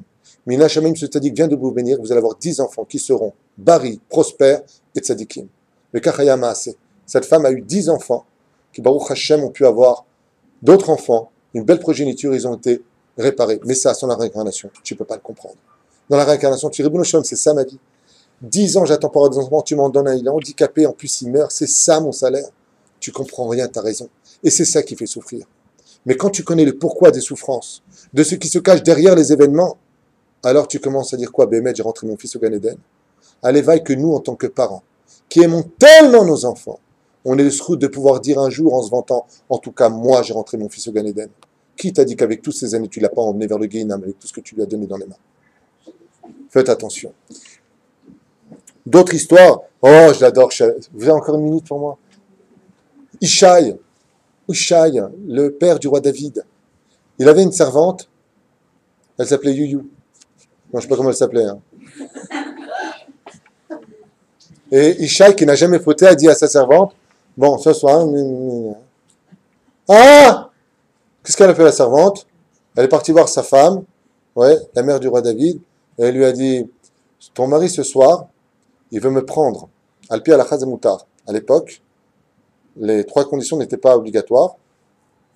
C'est Aya Moutar, sachez-le. Le roi David, Ishaï fait partie des 3 tzadikim. Il y en a qui disent 10 tzadikim qui n'ont jamais fauté de leur vie. Jamais. Qu'est-ce qu'elle a fait cette servante? Elle est partie voir la femme de Ishaï. Et lui, ce soir, vous devriez dormir dans mon lit, je vous conseille. À 1h du matin, votre mari doit me rejoindre. Elle lui a dit merci du renseignement. Elle est partie là-bas. Et Ishaï a fait l'amour à sa propre femme sans comprendre que c'était sa femme. C'est pour ça que quand elle est tombée enceinte de sa femme, comme il approchait rarement son épouse, d'accord? Eh bien, il n'a pas compris d'où venait cet enfant. Donc, il a considéré le roi David comme étant un mamzer, un bâtard, alors que c'était lui le père. Il a compris maintenant pourquoi. Il n'a pas compris que c'était sa femme. Le Rama de Pano nous dit, pourquoi cette servante? Arrête, on sait que s'il y a beaucoup de servantes à la maison, il y a beaucoup de sexualité à la maison, c'est connu. D'accord? Marbe Shfahot, Marbe Zima. S'il y a beaucoup de servantes à la maison, la femme en général qui fait servante chez Balabait, elle aimerait bien être la femme du Balabait. D'où cette femme, elle a eu la force, vous voyez ce que dit le Rama de Pano, d'aller dénoncer à la femme en disant venez prendre ma place. Le Rama de Pano nous dit parce que tout simplement cette femme n'était autre que Agar, qui était servante d'Abraham et qui s'était vantée d'avoir été avec son mari, d'être tombée enceinte tandis qu'elle n'était pas approchée par son mari et qu'elle n'arrivait pas à tomber enceinte. Agar s'est réincarnée dans la royauté d'Israël pour redonner la place légitime à la princesse du peuple d'Israël qui était la femme de Ishaï, mère du roi David. L'opachot de l'auteur. C'est-à-dire que cette histoire qu'il nous a racontée, de la valeur de cette servante, c'est tout simplement le pourquoi de sa réincarnation qui nous a été cité. Et nous, on lit ça tous les ans. Dans les bouquins, Shmuel Aleph, Shmuel Bet, tiens, c'est vachement sympa. C'est pas un livre d'histoire que tu dis. C'est les réparations de ce monde. Alma de Tikkun, dit Zohar Kadosh. Le monde existe pour l'instant pour un monde de réparation. Bonne réparation, hein, mais beaucoup de révision. Encore d'autres histoires, vous me les accordez? Yosef Hatzadik avec la femme de Poutifera. Il n'a pas pu la prendre parce qu'elle lui était interdite, non juive et mariée. Il reviendra se carner en tant que Yoshua bin Nun et épousera Rachav Azona. Pourquoi on l'appelle Rachav Azona? La prostituée qui, depuis l'âge de 10 ans jusqu'à son âge de 50 ans, elle a fait tchouva. 40 ans de prostitution dans les mains. La Gemara nous dit qu'il n'y a pas un seul homme d'Israël qu'elle n'a pas fait. Vraiment, tous. La preuve en est pourquoi on l'a envoyée chez elle. Parce que comme elle couchait avec tous les ministres, tous les hauts dirigeants du pays, elle savait tout ce qu'il y avait à savoir sur le pays. Ouais. Pourquoi on l'appelle Rachav Azona? C'est pas joli comme nom de rappeler à une femme qui a fait tchouva. Le Pitouda David, il dit, contrairement à Rashi, il dit Zona, Kavana, c'est une prostituée. Qui dit Zona, elle avait une auberge, elle donnait à manger, Mazon. Kavana, Zona, Mazon. Okay. Deux explications. Bien. Pourquoi le Shobinu va-t-il l'épouser? C'était son salaire. Elle était hors du commun, sa beauté était pratiquement aussi grande que celle de Ève, puisque c'est la réincarnation aussi d'Ève, il faut le savoir dans l'histoire. Et sur ce, Bisiata d'Ishmaïa, comme Yosef Hatzadik a su se retenir de toucher une femme interdite, elle lui a été donnée dans la Gdusha, dans sa réincarnation qui a suivi. Rachav Azona. Pourquoi elle était une femme facile? Parce que comme elle s'était comportée comme une prostituée, elle est revenue avec les mêmes tendances. Seulement elle a fait tchouva. La femme de Poutifera nous dit au Rama de Pano a fait tchouva quand Rachav s'est convertie au judaïsme et qu'elle est devenue une femme kadosh, me'od. Lo pachot et lo yoter. Tout Israël, et elle a fait tchouva. Il n'y a pas de désespoir. Oh, celle-là tu vas l'aimer. Elle est pour toi. Miskin ma'ashalik. Celui-là, j'adore. Isaïe, le prophète. Alors Isaïe, le pauvre, il voit la destruction du temple. Et à ce moment-là, il dit à Dieu, Allèche, pourquoi tu fais ça? Pas le temple, hein. C'était prévu le temple détruit. Mais qu'est-ce qui dérangeait d'après vous, le prophète Isaïe? Vous savez ce qu'il disait, Isaïe? Il dit, Ribono Shel Olam, pourquoi je dois être moi le prophète de la destruction du temple? Tu pouvais, toute la terre t'a trouvé que moi. Le Rama de Pano explique pourquoi Isaïe a tellement souffert de la destruction du temple. Et Cheskel suivra le peuple d'Israël, mais le témoin de la destruction du temple, en réalité, il s'est éloigné, il est revenu quand le temple a été détruit. Quand il a vu ce qui s'est passé, qu'il a vu ces millions de corps qui gissaient sur le sol, qu'il a vu combien de massacres et de sang coulé en Eretz Israël, il dit pourquoi je suis né dans une telle génération. Au Rama de Pano d'expliquer, vous voulez entendre qui il était? Voilà. Alors, comme il s'appelle le roi Salomon, vous avez entendu parler du roi Salomon? Gentil le roi Salomon. Il a vécu 52 ans, un homme très pieux. Il a eu 1000 femmes, dont une qui s'appelait la reine de Saba. C'était avec qui dans le film? Yul Brunner, non? Bon, c'est autre chose. Et quand il a eu la reine de Saba, il l'a épousée. Et quand il l'a épousée, Dafka ne l'avait pas convertie. Elle était restée la reine de Saba. Elle a eu une fille. Cette fille a quitté le territoire et est partie s'installer, non pas en Éthiopie, mais en Babylonie. Elle a épousé un rachat. Et ce rachat va donner naissance avec cette femme. Donc je vous parle de la petite fille du roi Salomon. Non, de la fille du roi Salomon.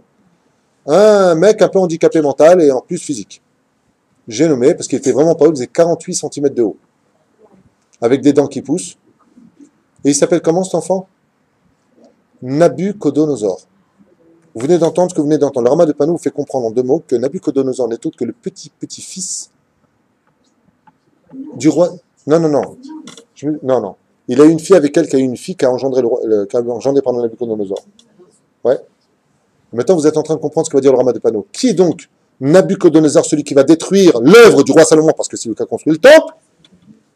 Ça a été lui parce qu'il a passé une nuit qui lui a été reprochée par les cieux. Le Rama de Pano nous dit, tu sais qui était le prophète Isaïe? C'était le roi Salomon lui-même. Il est venu revoir ce qu'il a engendré, détruire ce que Dieu lui avait permis de construire. Et c'est ce que pose la question Isaïe. Ribono Shel Olam, pourquoi tu m'affliges une telle souffrance? J'aime tellement le temple, tellement le peuple d'Israël, c'est moi qui vois sa destruction. Est-ce que Dieu a fait des erreurs? Isaïe, tu n'es autre que le roi Salomon, dans un nouvel étui, certes, mais tu as oublié qui tu as engendré toi-même de ton propre sang. Car il faut savoir que Nabuchodonosor n'est autre que la petite descendance du roi Salomon. Il est venu voir son œuvre en application. L'opachot velo yoter. Ça t'a plu? C'était pour toi.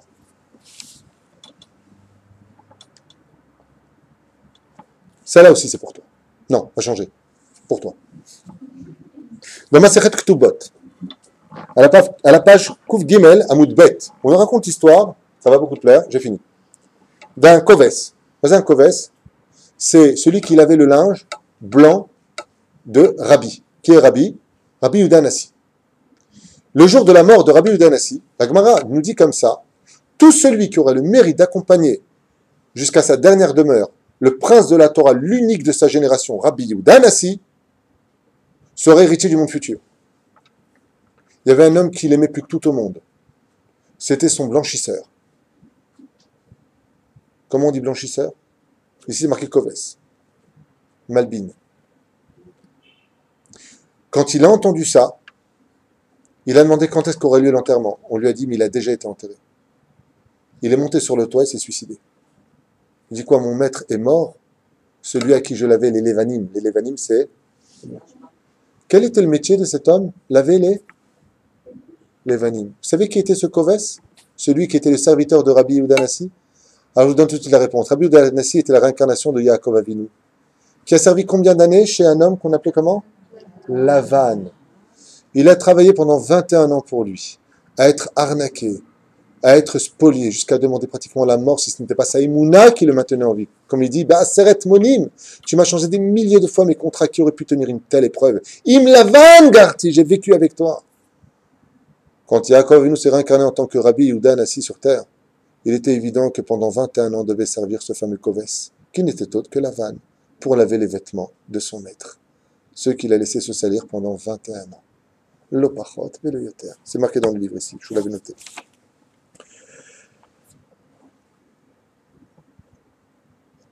Voilà. 2 secondes. Et je finirai avec une dernière phrase, très importante. J'espère que Bezrat Hashem, je ne vous ai pas ennuyé avec ce chiot, mais il est très important d'entendre la suite. J'entends très souvent cette réflexion. Écoute bien ça, c'est important. Ah, c'est normal, Baba Saleh, c'est un grand, c'est la réincarnation du prophète. C'est normal, Rabbi Yaakov, alors Rav Kook, c'est la réincarnation de... Ah oui, c'est normal ça. Vous vous trompez tous. Les tzadikim nous disent comment marche la réincarnation. Par exemple, Moshe Rabbeinu Vaïsh Moshe Anav Meod. C'est la réincarnation de 5 personnes. La première, c'est qui? Lui-même, Moshe. Mais comme il a été digne de s'élever, alors Evel est rentré en lui. Chet est rentré en lui. Quand on démarre dans sa vie de femme juive, puisque vous êtes des femmes ce soir, vous allez être née, Valérie, Nathalie, Francine, Jen, Nadine, peu importe vos noms. À force de vous élever dans la Kedusha, pendant une nuit, si vous allez sur le chemin de Sarah Imenu dans la pudeur parce que vous êtes belle, vous allez avoir Sarah Imenu qui pendant une nuit va prendre une partie de son âme et faire ça sur vous. Vous allez avoir en vous d'un coup une étincelle de Sarah Imenu. Et d'un coup vous allez devenir une grande rabbinite, celle qui est capable de dévoiler des choses, celle qui sera un Kiddush Hashem. Alors d'un coup on va dire, mais c'est la réincarnation de qui elle? Elle, oulala, un jour elle est partie voir le Rav Intel, était la réincarnation de Sarah. Pas du tout. Vous comprenez rien. C'est pas la réincarnation de Sarah. C'est qu'elle a été digne de recevoir Sarah en elle. Exemple de la Torah. Un homme s'appelle Pinchas ben Elazar ben Aaron HaKohen. Il prend Pinchas l'initiative de devenir un grand de la Torah. 2 âmes vont rentrer en lui, changer son nom, sa personnalité. Nadav et Avihu, étant morts juste avant, vont se réincarner en lui. Donc, et Pinchas ne devient plus Pinchas. Grâce à ce 2 neshamot de qui devient digne de recevoir ces 2 grandes lumières, il deviendra Eliyahu Navi Zachor Letom. Pinchas, hu Eliyahu. C'est Eliyahu. Mais non, Eliyahu était créé le 2e jour de la création, c'est un ange. Comment tu peux me dire qu'il est devenu Eliyahu? Non, tu n'as rien compris.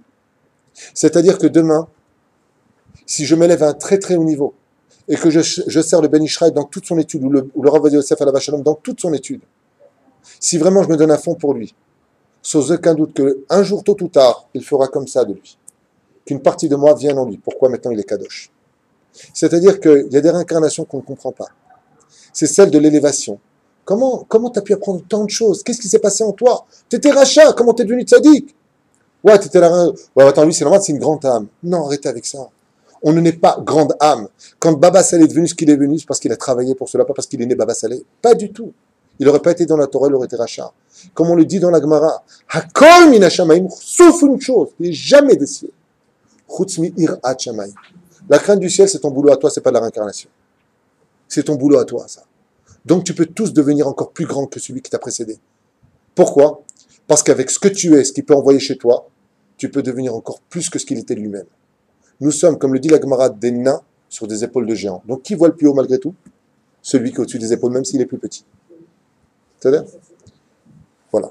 Donc ça, c'était sur le bon côté, et puis il y a le mauvais côté.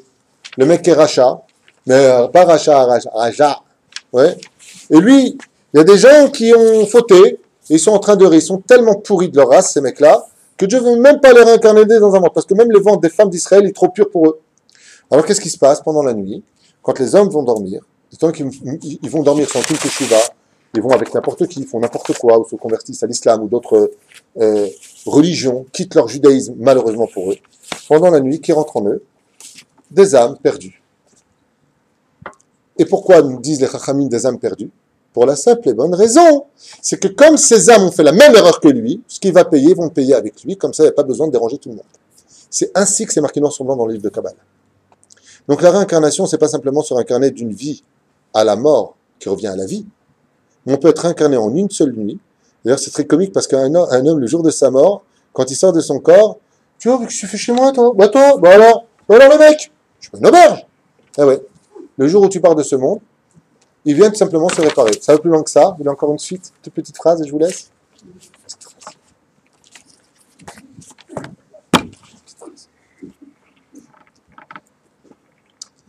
Il y en a qui doivent réparer juste une erreur. Ils ont été mshemnah, bien. Seulement, ils ont été un peu bleed sur certains détails. Alors, les Chachamim nous disent que pendant la nuit, quand l'âme monte, ils redescendent avec eux. Si maintenant le mec, il est malade, il a une angine, il crache des mollusques, peu importe ce qu'il a. Ah, c'est crade. Franchement, c'est crade. Ouais. Lui, il ressent rien de tout ça, c'est pas son problème. Mais quand cet homme-là va faire la réparation d'une chose précise qui concernait son âme, ouais, à ce moment-là, lui va ressentir exactement le même tikkun. Par exemple, il va subir une opération. L'opération, celui qui est en lui va le ressentir, mais il n'est pas là pour le déranger, il ne le sentira pas. La nuit qui suivra, donc la deuxième nuit, la réparation est faite, les chachamim nous disent, cet homme, quand lui va dormir, il monte, va signer, et lui sort et retourne dans son Gan Eden. Ça veut dire qu'en d'autres termes, nous sommes des stations de réincarnation pour le meilleur comme pour le pire, mais c'est à nous de choisir qui on veut chez nous. C'est un peu ça la réincarnation. Ça se passe au niveau du minéral, du végétal, de l'animal, de l'homme. Il y a des réincarnations qui sont bonnes, qui sont plus faciles, d'autres qui sont terribles comme d'être réincarné dans une pierre, puisque la pierre, même en français, pierre, c'est du mot prière. Il faut vachement prier pour s'en sortir. Parce que pour être sorti d'une pierre, il faut être incarné dans un beth midrash, sur une pierre qui va servir à un édifice religieux, pratiquant, saint. Sinon, c'est foutu. Comme on raconte avec le Ben Ishraï Kadosh, qui raconte dans son livre Maasechot Nifleot Maasecha. Là-bas, il raconte et il dit qu'un jour, un vieux, mon rab m'a dit à l'Yeshiva, quand je lui ai raconté cette histoire, il m'a dit, mais tu sais qui est ce vieux dont il parle? Je dis non. Le Ben Ishraï était tellement un ave qu'il parlait de lui. Mais il dit, il y a un jour, il y a un chacham. Il ne dit pas lui. Il est tellement un ave. Il était jeté en prison, en Babylonie, au fond d'un cachot, dans de la boue. Dans la boue. Et puis quand il était là-bas dans la boue, il a demandé à avoir un procès. Qu'est-ce que j'ai fait? Je suis fatigué, j'ai des rhumatismes, pourquoi vous me mettez ici? Il lui met un couvert sur la tête. Pendant 30 jours, ils lui ont descendu un morceau de pain, un peu d'eau. Fait par les Juifs, parce qu'ils sinon ils ne mangeaient pas. Après 30 jours, ils l'ont sorti de là-bas, un puits comme ça, profond, dans la boue. Et ils l'ont ramené chez lui. Arrivé devant la charrette, ils l'ont jeté devant sa porte. Il leur a dit, mais je vous en supplie, pourquoi vous m'avez jeté en prison? Il a dit, c'est bon, on a trouvé le voleur. Ça veut dire qu'il a subi ce qu'on appelle une... Mais rien n'est injuste. Quand ce tzaddik est arrivé sur son fauteuil, il s'est effondré en larmes de souffrance, tellement il avait mal au dos, tellement il était fatigué de cette épreuve, 30 jours dans un cachot. Il s'est endormi. Quand il s'est endormi, il a vu devant lui 30 tzaddikim, vêtus de Baruch Hashem, de blanc, des couronnes sur la tête, qui se sont tous prosternés, lui ont embrassé la main. Et chacun d'entre eux lui a fait les Birkat Kohanim. Et il leur a dit, mais quel mérite j'ai pour vous avoir dans mon rêve, des tzaddikim comme vous qui venez me voir. Ils ont dit, nous, on était des tzaddikim dans les vies d'avant. Seulement, on a fauté. On a fauté parce qu'on a fait des erreurs qui étaient fatales. Et on a été réincarnés dans 30 pierres différentes, chacun de nous. Malheureusement pour nous, ces pierres ont servi à créer un cachot pour les goïms. Et ça faisait un siècle qu'on était enfermés dans ces pierres. On a tellement hurlé de tout notre cœur d'être libérés qu'il fallait qu'un tzaddik comme toi puisse descendre en bas. Souviens-toi pendant ces 30 jours, qu'est-ce que tu as fait dans le puits? Comme tu n'avais pas de livre, tu as récité toutes les Mishnayot et toute la Gemara Be'al Peh. Et tu te rappelles de ce que tu as fait chaque soir? Tu cherchais dans l'obscurité où est-ce qu'il y avait une pierre sur laquelle tu pouvais t'adosser pour étudier ta Torah.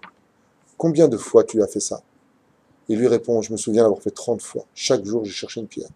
Il lui a dit que chaque pierre, c'était un de nous.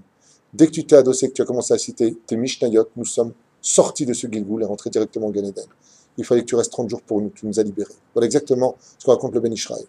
Donc, réincarnation, il y a le mieux, c'est de réparer les autres, mais de ne jamais faire partie, chas v'shalom, de ce Gilgoul, de cette gale, de ce système dans lequel, quand on vient réparer très peu de choses, on peut repartir avec, chas v'shalom, beaucoup plus de dettes. Ce que nous autres, on a Simtovim, Leitraot, and the Kol Tuv, Be'ezrat Hashem. Qu'est-ce qu'il y a? Deux questions, je vous laisse. Une question. C'est souvent que quand on est Shabbat, un samedi matin, ou un samedi, que notre Neshama n'a pas eu d'autre vie avant. Donc, c'est ce que j'avais entendu. Je voulais savoir si c'était Ce qu'il dit, quand on est à samedi, ah, quand on est le Shabbat. Mais parlez-moi l'hébreu, vous. Quand on est le Shabbat, quand on est né le Shabbat. Où est-ce que c'est marqué ça? Dans ma Sechet Shabbat, à la page 156. 155 en face à Moudbet, 156 à Moudalef. Il y a marqué là-bas que celui qui naît un tel jour, il sera comme ça. Celui qui naît un Shabbat, il naît Kadosh. C'est tout ce qui est marqué. Il n'y a pas marqué autre chose. Il est né Kadosh. Ça veut dire que son âme est née dans l'empreinte de la Kedusha du Shabbat, mais le problème qu'il y a, c'est qu'il mourra aussi un Shabbat. Pourquoi? Parce que comme Shabbat a été enfreint pour sa naissance, eh bien, lui, il ne sera pas enfreint pour le Shabbat. C'est Mida Kenegmina le Batla. C'est pas, il va pas mourir le Shabbat qui suit, 120 ans plus tard, un Shabbat. Voilà. Ça, la meuf, elle me regarde, quoi? Mon fiancé est né un Shabbat. Non, 120 ans. Hein. À la fin des temps, mon épouse rappelle ici effectivement le Mahamar du Harei Kadosh, quand viendra le Melech HaMashiach. Alors, Baruch Hashem, les femmes mettront au monde, donc la veille, elles iront avec leur mari, le lendemain, elles mettront au monde leurs enfants. Il y en a qui disent 6 d'un coup, 12 d'un coup. Avant la fin des temps. Ah non, ça c'est dans... Oui, dans ma Sechet Nida ou Avodazar, je ne me rappelle plus, est-ce que c'est marqué, au début de la Gemara, c'est marqué là-bas, que la venue du Mashiach dépend de la venue au monde de toutes les âmes. Il faut absolument faire descendre toutes les âmes sur terre. Une femme qui prend des moyens de contraception ne fait rien d'autre que de tuer le Melech HaMashiach. Une femme qui, Baruch Hashem, a le courage d'avoir confiance en Dieu, la vérité, de croire que c'est elle qui nourrit ses enfants, comme on n'a jamais vu des orphelins mourir de faim, je vous le rappelle quand même, une preuve. De la même façon, on n'est que les couloirs de l'histoire. Sur ce, on ne doit jamais, sans autorisation rabbinique, pour des raisons sérieuses, s'empêcher d'avoir un enfant. C'est pour cela que chaque fois qu'une âme vient au monde, ça fait venir le Melech HaMashiach, car tous les hommes doivent descendre le plus vite possible pour se réincarner. Et c'est aussi la raison pour laquelle, chère et tendre épouse, qu'il faut absolument enterrer un mort très vite. Pourquoi? Parce que si ce mort est voué à être réincarné, tant qu'il n'est pas enterré, il ne peut pas se réincarner. C'est une des raisons essentielles à l'Al-Pi-Kabbalah pour lesquelles il ne faut jamais tarder à enterrer un mort. Le Pachot et le Yeter. Encore une question. Sidi? Ah, tu parles pour la fin des temps, qu'à la fin... Bah, précise, c'est pas une question, toi, tu as envie que je dise des choses. Petite Paline. Bien. Ma femme a envie que je parle effectivement du Harei Akadosh qui dit effectivement qu'à la fin des temps, toutes les âmes qui ont fauté dans les générations les plus immorales, comme la génération du déluge, la génération du Dora Pelaga, de la tour de Babel, de Sodome et Gomorre, se réuniront tous à la fin des temps, se réincarneront tous à la fin des temps, car Dieu réglera les comptes dans ce qu'on appelle la guerre de Gog ou Magog et donnera le coup de filet final pour faire payer à tous ces gens-là qui n'ont pas réparé leur Gilgulim, comme on le dit dans le 145e Teilim, dans le Hachrei Jevetecha, Ve'et kol hareshaim yashmid, celui qui ne réussit pas son Gilgul, après 4 réincarnations selon certaines déotes, Dieu détruit définitivement son âme. Il lui montre d'abord son salaire, et après, tu t'es tellement plaint, ouais, je t'ai rien demandé de Dieu, je t'ai pas demandé à être juif, je t'ai pas demandé du tout, Dieu te montre exactement qui il est, il te montre ton salaire, et tu dis maintenant, puisque tu t'es tellement plaint, alors dégage de ce monde, définitivement. Et là, le mec, il disparaît, mais alors, un boulet boule comme un crapaud, je vous le dis. Voilà. Donc, effectivement, toutes ces âmes se réincarneront parce qu'elles devront rendre des comptes. Dernière question des dernières questions.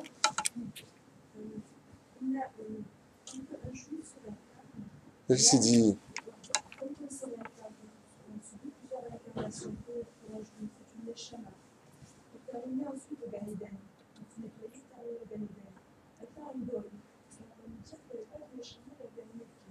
Tout à fait.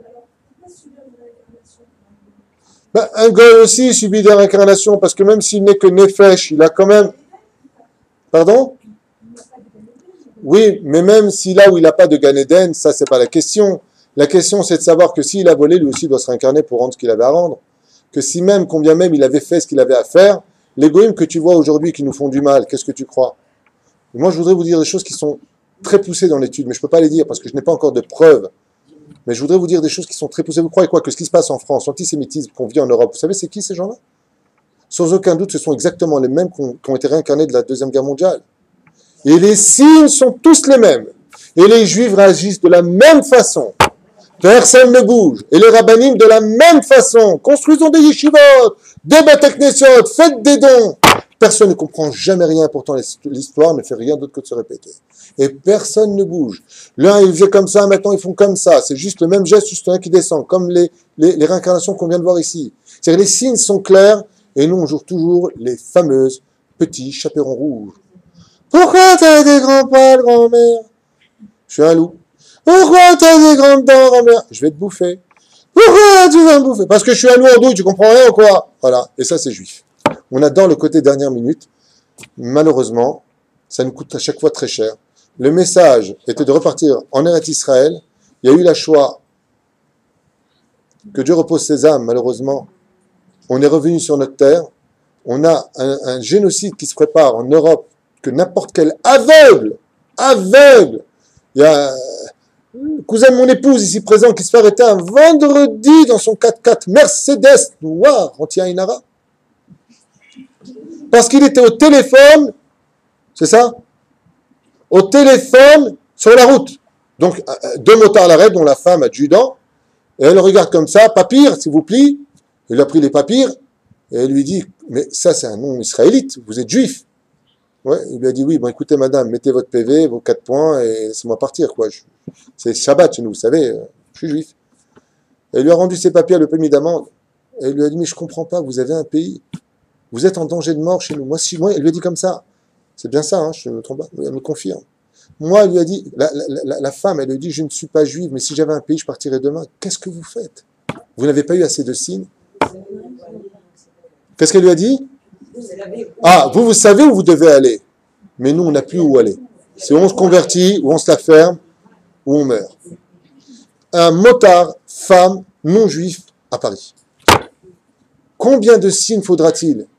Combien de comptes vont donner tous ces rabbinim à construire continuer des yeshivot en galoute?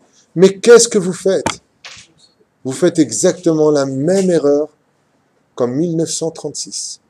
Exactement comme tous ces rabbins qui ont pensé que c'est ça qui les sauverait, pas du tout.